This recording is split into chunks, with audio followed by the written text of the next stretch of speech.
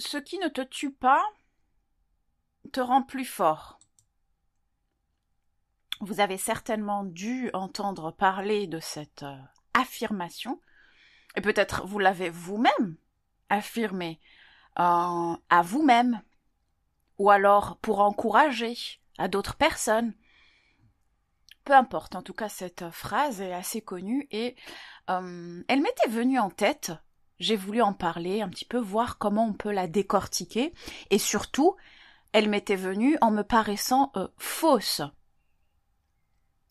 Et je vais vous expliquer pourquoi et le cheminement de mon raisonnement durant cet audio-là.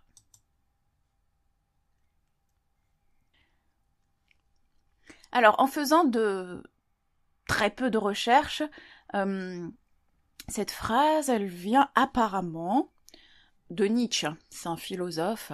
De ce que j'ai compris de Nietzsche, dans sa pensée principale, sa vision de l'homme, c'est que l'homme, en fait, est voué à grandir, à devenir un surhomme. C'est-à-dire que l'homme, pour être respecté, pour être un vrai homme, il doit en fait s'élever, donc transcender ses faiblesses, ses pulsions, ses faiblesses, et voilà, faire preuve de courage avec une liste de disons, valeurs, principes, qualités qui vont faire de cet homme-là un homme tout-puissant. Et c'est le but, ça devrait être le but des vrais hommes, ou disons des hommes du futur. Alors je schématise, je simplifie parce que c'est beaucoup plus complexe que ça.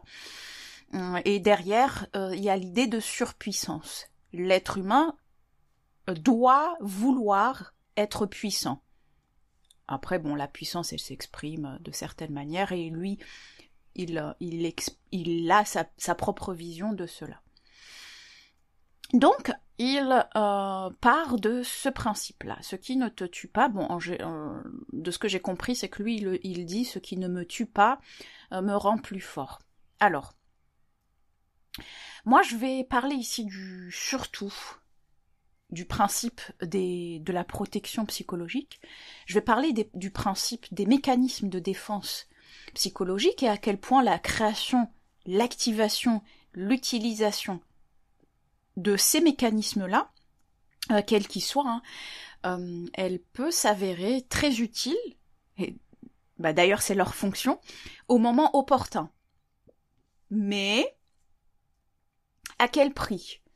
Puisque ces mécanismes-là, déjà en fonction des personnes, puisqu'un mécanisme de défense, il n'est pas comme ça tout seul, il s'inscrit dans une structure psychologique qui appartient à un être humain. Donc c'est pas quelque chose qui est hors contexte, qu'on peut étudier comme ça hors contexte. On peut l'étudier, en fait, zoomer dessus, en faire des généralités, mais après, bien évidemment, c'est beaucoup plus complexe lorsqu'il s'applique à des êtres humains, avec toute la complexité, justement, que ça implique. Donc, je disais qu'il s'avérait très utile, au moment où il est utilisé, opportun, face à des agressions. Et d'ailleurs, par rapport au mécanisme de défense psychologique, j'ai fait une vidéo, un audio spécial qui reprend la définition, le principe des mécanismes de défense psychologique, et j'ai répertorié les 12 mécanismes, les 12 principaux mécanismes, en approfondissant légèrement chacun de ces mécanismes-là pour bien comprendre ce dont il s'agit. Donc je vous renvoie, si jamais vous voulez un peu plus clarifier ce concept de mécanisme de défense, et revenir ici, puisqu'on va utiliser ça, je vais utiliser ce terme comme étant quelque chose de clair, de clarifié. Je vais faire l'hypothèse qu'on sait de quoi on parle en termes de mécanisme de défense psychologique. Cela peut donc s'avérer utile, mais peut conduire à un certain moment donné, en fonction des personnes, en fonction de l'ampleur du traumatisme, du défi, de l'agression, à l'éloignement de ce que je pourrais appeler son être authentique. Et donc créer peut-être même des troubles par la suite qui pourraient porter atteinte à notre équilibre mental. Je vais vous décortiquer ça dans un instant. Mais avant tout, vous savez, comme toute question, comme toute affirmation, et lorsqu'on vous demande votre avis, en général, la première chose que l'on devrait faire, c'est clarifier le sens des mots. Premièrement, pour nous, c'est-à-dire afin d'être cohérent dans la structure de notre raisonnement, c'est, disons, un exercice intellectuel qui nous permet justement de clarifier nos pensées, la structure et le déroulé de nos pensées. Et par la suite, si l'on s'adresse à une autre personne ou à plusieurs personnes, cela permet d'avoir une communication beaucoup plus claire et efficace, afin justement qu'il n'y ait pas de quiproquo sur ce dont il s'agit. Donc ici, je vais d'abord plus ou moins clarifier les termes dans un premier temps, et en fonction de la clarification des termes que je vais clarifier, en fonction de la clarification des termes que je vais prendre ici, je vais émettre toutes les possibilités, les hypothèses de la compréhension de cette phrase-là. Et dans quelle mesure on peut la considérer comme étant vraie et dans quelle mesure elle peut être fausse. Donc, c'est une fausse affirmation, parce que lorsque elle est affirmée ainsi, on peut la prendre telle qu'elle et dire que c'est vrai, en tout temps, en tout lieu et pour tout le monde. C'est faux d'affirmer cela. Donc il ne faut pas affirmer cela, il faut la nuancer. Ou nuancer de certaines manières, ou ne serait-ce qu'utiliser le conditionnel. Ce qui ne te tue pas pourrait te rendre plus fort. Et là, je pense que ça changerait totalement l'affirmation. Tu es fort. C'est les deux mots que je vais utiliser ici, que je vais clarifier du moins. Je vais faire l'hypothèse selon laquelle on parle de mort physique, donc ce qui ne te tue pas. Si une personne, un individu est face à une quelconque agression qui implique une défense psychologique, une menace, d'accord, face à une menace, on se défend, on se protège psychologiquement. C'est la fonction principale du mécanisme de défense. Donc là, on va parler de ce qui ne te tue pas. Donc tout ce qui ne nous tue pas physiquement, parce que je pense pas qu'il parle de mort, on va dire, autre. Est-ce que c'est une mort symbolique ? C'est quoi ? Je vais faire l'hypothèse selon laquelle on parle de mort physique. Voilà.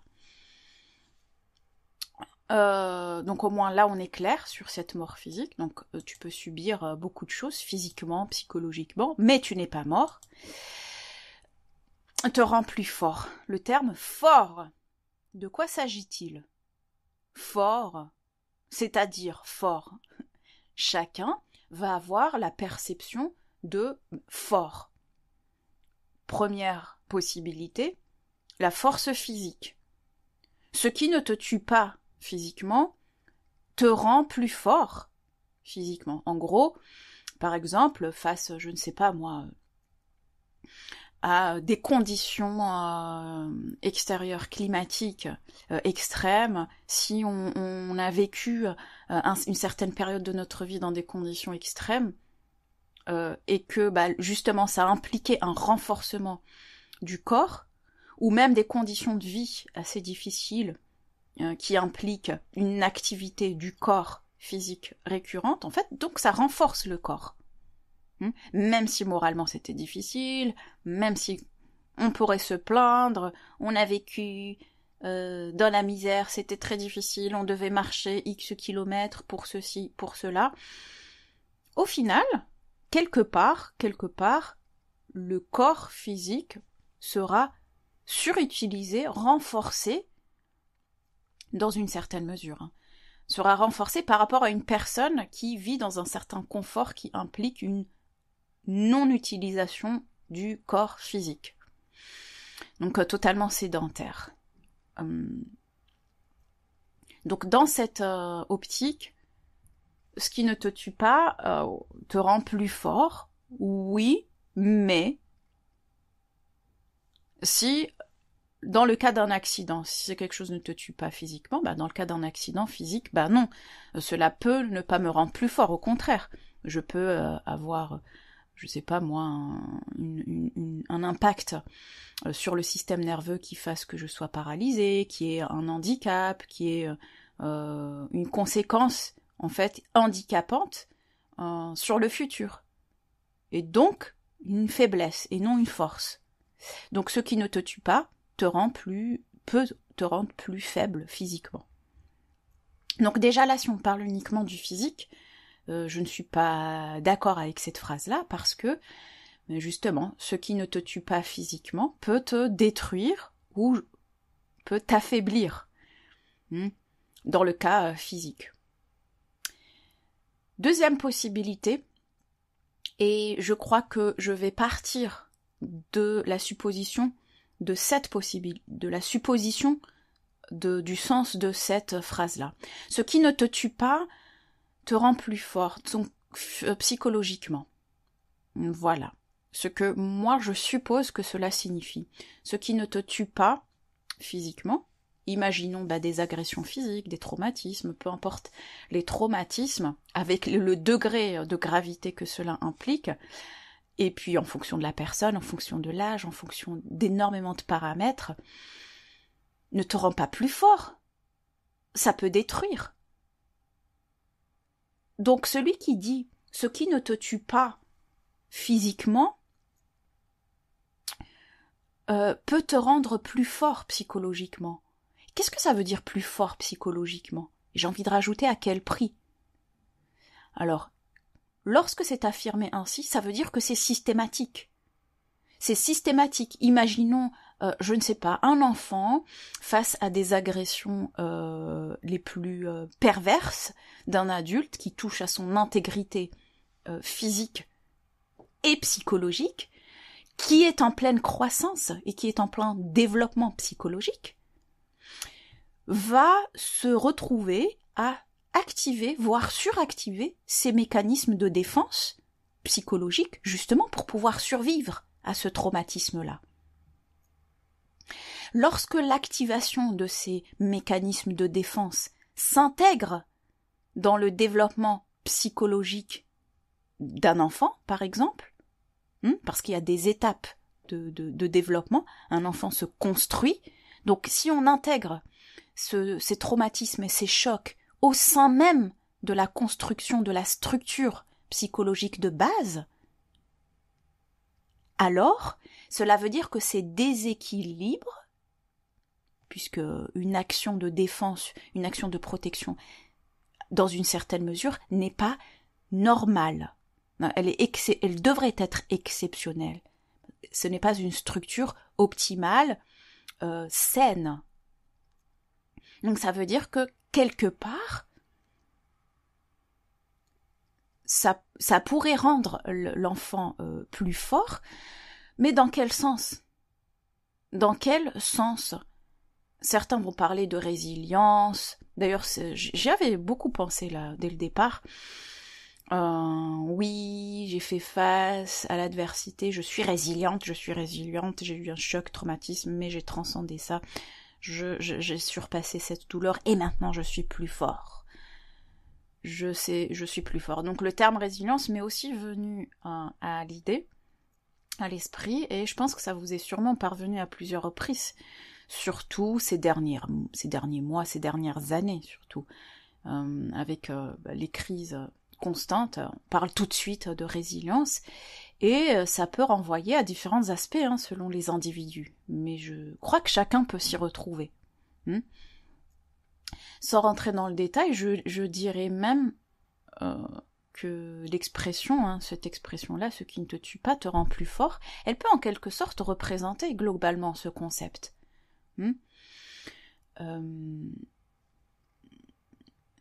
Ce concept selon lequel le constat selon lequel la souffrance est partie inhérente de la condition humaine, du moins en l'état actuel de l'humanité post-délugienne, comme j'aime bien l'appeler.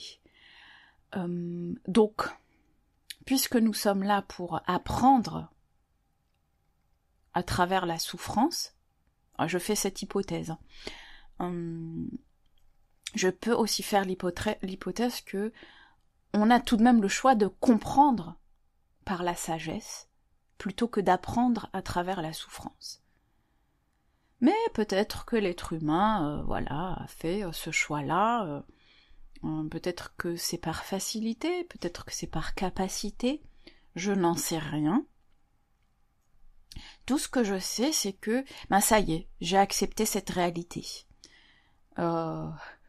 Depuis peu d'ailleurs, il était temps que je me mette au diapason de certaines réalités, c'est-à-dire la réalité de la souffrance humaine comme faisant partie inhérente de la condition. Donc c'est donc à partir d'un certain nombre de réalisations que j'ai moi-même remis en question que je voudrais nuancer, apporter peut-être une autre perspective. Alors,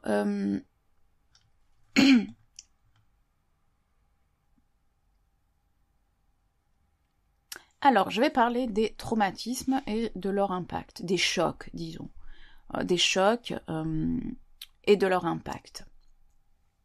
Nous ne sommes pas tous égaux, psychologiquement, et d'ailleurs dans d'autres domaines aussi. Mais là, si on parle de cela, le fait même d'affirmer ce genre de choses, tout ce qui ne te tue pas te rend plus fort.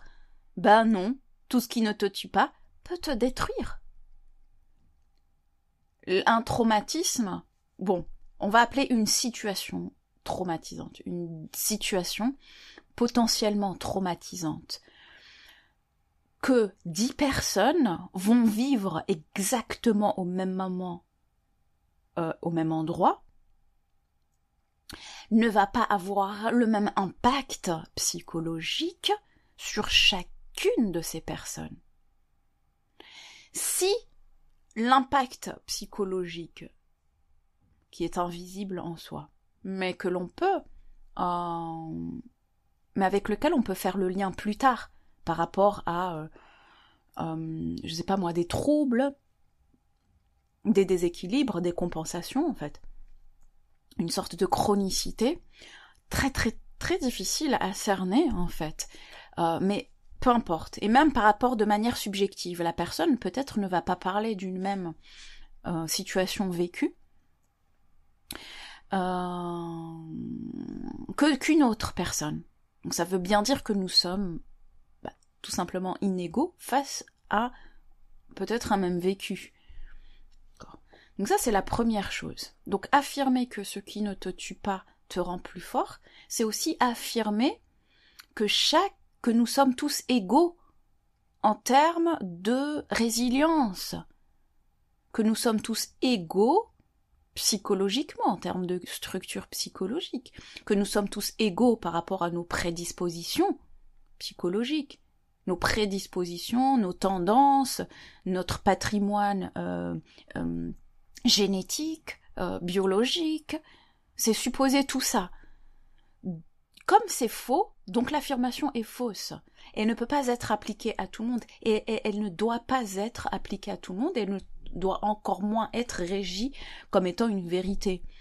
Et c'est ce qui me gêne énormément dans ce qu'on pourrait appeler le développement impersonnel, qui reprend comme ça des concepts, des phrases, des enseignements même, qui vont l'appliquer bêtement, comme si tout concept était dénué de contexte. De contexte aussi, on parle d'être humain. Donc l'être humain et toute sa complexité. On peut pas appliquer une chose et lui dire de toute façon, si je peux y arriver, c'est que toi aussi tu peux y arriver. Si je l'ai fait, alors vous pouvez aussi le faire. Non, c'est faux. Sur quoi te bases-tu pour affirmer cette vérité que tu balances? Certains vont peut-être avoir une certaine résilience, une certaine force, une transcendance, etc. Mais encore une fois, à quel prix? Et d'autres, non, peuvent être détruits et traumatisés à vie. Lorsqu'un choc, par exemple, se met en place, donc une agression, une menace, qui est fait en jeune âge, il y a ce qu'on appelle, ce qu'on pourrait appeler de manière beaucoup plus vulgaire, commune, vulgaire dans le sens commun, une construction d'une carapace. Okay. Pour se protéger, on va, par exemple, si la douleur infligée, on va dire par exemple la douleur physique ou émotionnelle, si la douleur est trop forte, qu'est-ce que le mental fait? Il va se détacher de ces émotions-là. Il y aura, comme en quelque sorte, un dédoublement. On se détache, par exemple de son corps, si c'est une douleur physique, on se détache de ses émotions pour ne pas ressentir. On l'enfouit quelque part. Et on va continuer à construire une personnalité basée sur un faux moi, quelque part. Puisqu'on ne prend pas en compte une partie de nous-mêmes, qui est par exemple l'écoute du corps, l'écoute des émotions. Cela fait partie de la compréhension de soi. Je simplifie, je trouve que c'est très mal expliqué, mais disons que je simplifie au maximum pour pouvoir comprendre la globalité du raisonnement. Donc le fait de construire une carapace, c'est très bien au moment venu. C'est-à-dire qu'on fait face au moment venu. On fait face à l'agression, la menace, le choc, le traumatisme. On fait face. Et psychologiquement, on se débrouille pour faire face. On survit pour faire face. Voilà. Imaginons que ça soit un traumatisme, un choc à un moment donné, qui ne se perpétue pas dans le temps. Vous voyez, c'est comme un petit peu le stress physique, puisqu'on a beaucoup parlé du burn-out. C'est juste, le burn-out, c'est un stress permanent qui est arrivé à un certain seuil. On ne peut pas dépasser un certain seuil. Enfin, une fois qu'on dépasse ce seuil, alors il y a une réaction physique et psychologique palpable, intense, qui nous dit là stop, sinon mort peut s'en suivre. Donc on va chercher des sortes de limites. Ok, imaginons dans les épreuves et les évolutions de la vie. À la suite d'un choc, d'accord? On a enfoui la chose, on s'est détaché de ses émotions pour ne pas ressentir la douleur et survivre psychologiquement, continuer du moins à fonctionner. Et donc voilà, très bien, on peut considérer que la personne peut être normale. Eh ben non, tout simplement non, puisque il y aura des situations dans la vie, des situations internes, mais aussi externes, qui vont faire en sorte d'activer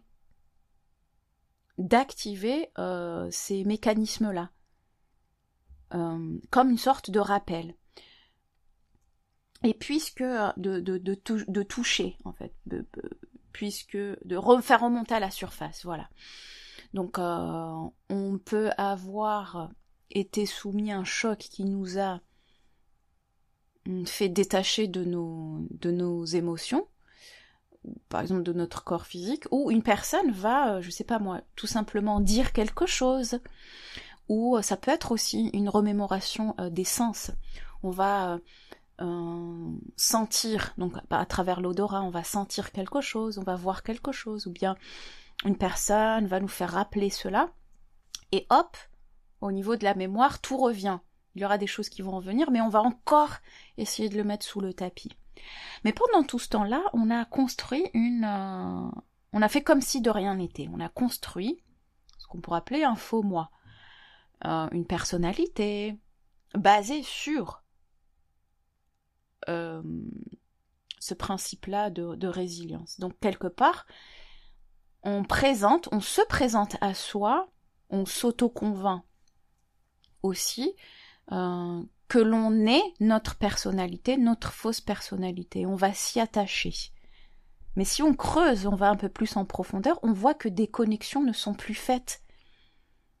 Et donc on s'éloigne quelque part de notre être, ce que je pourrais appeler de la partie la plus authentique de nous-mêmes. Donc il y a, dès lors que l'on cache, il y a une auto-manipulation, il y a une non-acceptation, il y a ce qu'on pourrait appeler aussi le déni. Le déni fait partie des mécanismes de défense que j'ai un petit peu abordé dans la vidéo dont je vous ai parlé, sur les mécanismes de défense. Ça en fait partie. Je refuse de voir la réalité telle qu'elle est. En fait, la réalité est une agression. Donc je vais me construire un personnage, une image, une vie, une personnalité, basée sur du faux.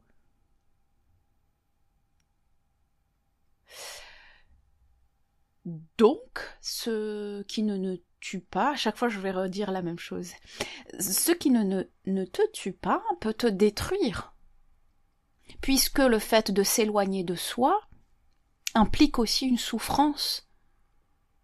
Et pour soulager après la souffrance, qu'est-ce qu'on fait? Si on veut toujours pas voir ce qu'il en est, si on veut toujours pas aller en profondeur et accepter ce qu'on en a enfoui et exprimé peut-être, fait ressortir, peu importe la chose, mais en tout cas faire quelque chose, une forme d'introspection, mais la voir cette chose-là.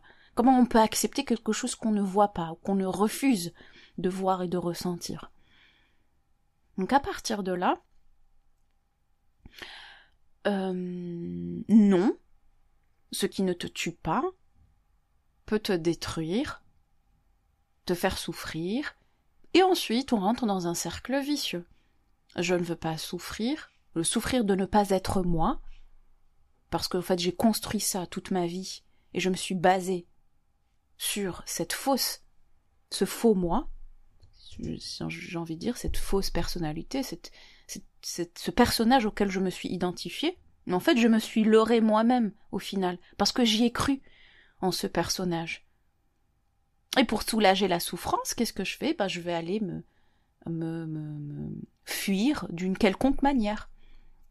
Les drogues, les addictions, l'imagination, peu importe, chacun va utiliser une forme de fuite, le surtravail, la suractivité, peu importe le mécanisme de fuite, mais on va refuser de ça. Mais je vois pas en quoi c'est une force. Voilà, c'était ce que je voulais un petit peu plus résoudre comme interrogation que j'avais par rapport à cela, et surtout les éléments, les vérités sous-jacentes qui sont fausses, donc du coup ce ne sont pas les vérités, mais ces affirmations étant perçues comme étant des vérités. Je prends l'exemple pour comprendre. La première fois que ça m'est arrivé, c'était des années. J'ai une petite anecdote. C'était quand même il y a quelques années. En fait, je voyais... Alors, je fais le lien avec les phénomènes de société actuelle, féminisme et compagnie. Lorsque je m'interrogeais moi-même sur certains aspects de moi, je m'étais rendu compte, bien sûr par comparaison au départ, quand on est jeune, je m'étais rendu compte que, au fait, voilà, il y avait des aspects de moi, si je devais faire des comparaisons avec les autres filles quand j'étais plus petite, je me rendais compte qu'il y avait des similitudes, mais il y avait aussi des différences. Et pareil pour les garçons, il y avait des similitudes et des différences. J'en ai conclu, au fur et à mesure du temps, que j'avais accepté ma singularité de ces deux énergies-là, féminin et masculin, okay, sans rien revendiquer. Je suis dans aucun groupe, aucune religion, on peut me mettre là où on veut, cela ne m'intéresse pas et cela ne me concerne pas. Donc, néanmoins, j'avais constaté effectivement qu'il fasse, dans un certain milieu hostile, où les filles grandissent dans certains milieux hostiles, en fait, être féminine est perçu, donc avoir des qualités féminines, est perçu comme une vulnérabilité. Donc, une proie à de potentielles agressions. Donc, que font les filles dans ces milieux-là? Elles se masculinisent pour pouvoir se défendre, ne pas être à la merci de toutes les formes d'agression. Elles se masculinisent, donc elles adoptent des comportements wesh wesh, je vais me battre, je suis dans l'action, ouais je parle fort, en fait, bref, des comportements plutôt de garçons testostéronés, surtout à l'adolescence. Elles n'ont pas le choix. Certaines, c'est leur mécanisme de défense, certaines n'ont pas le choix, parce que peut-être que elles perçoivent leur part féminine comme étant faible, comme étant une faiblesse. Okay, qu'est-ce qui se passe? C'est que elles développent cette... je l'ai vu moi-même, donc c'est du vécu. Elle développe cette ce qu'on appelle à l'époque les garçons manqués, mais avec je trouve que déjà garçon manqué ça va, mais on va dire dans beaucoup plus l'aspect destructeur, voilà, beaucoup plus hostile, vraiment aspect destructeur, en reniant des parties de soi parce que leur environnement hostile, menaçant, ont fait que certaines ont développé ce mécanisme de défense pour pouvoir survivre. Encore une fois, le problème, c'est lors de la construction de la personnalité, de la structure donc psychologique, notamment, lorsque cette construction se fait durant le développement psychologique de la personnalité, notamment, eh bien, la personne va se confondre.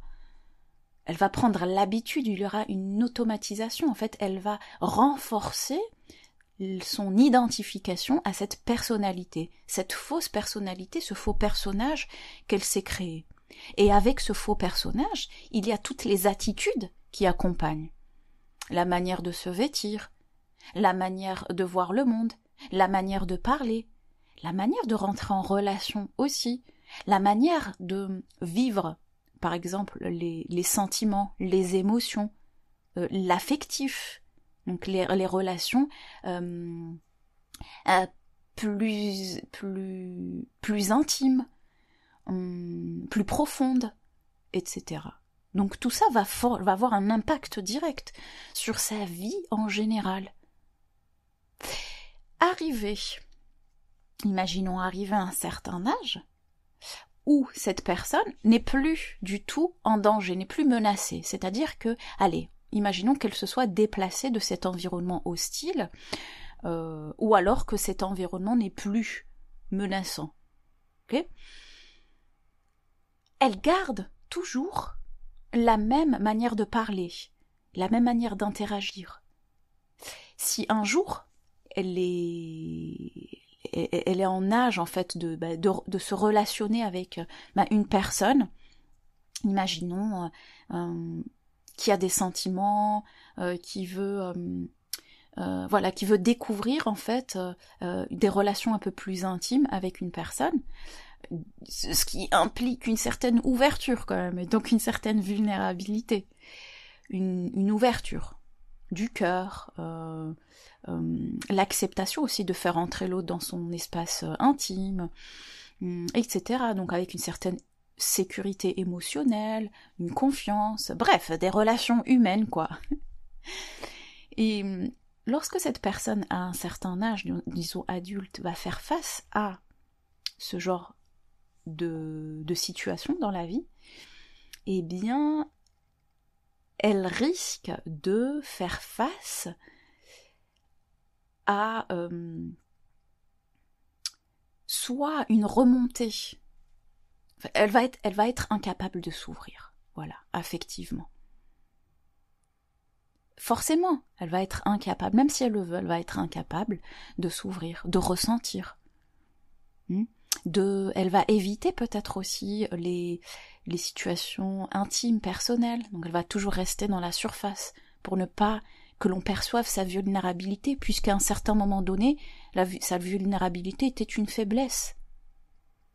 Elle ne va pas peut-être avoir un rôle d'acceptation, de réception, de être réceptive, et donc octroyer à l'autre une certaine direction.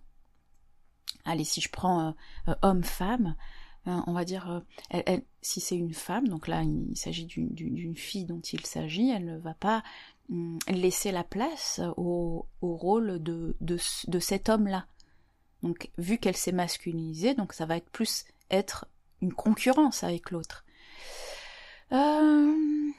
Voilà, et personnellement, lorsque j'avais assisté à cela,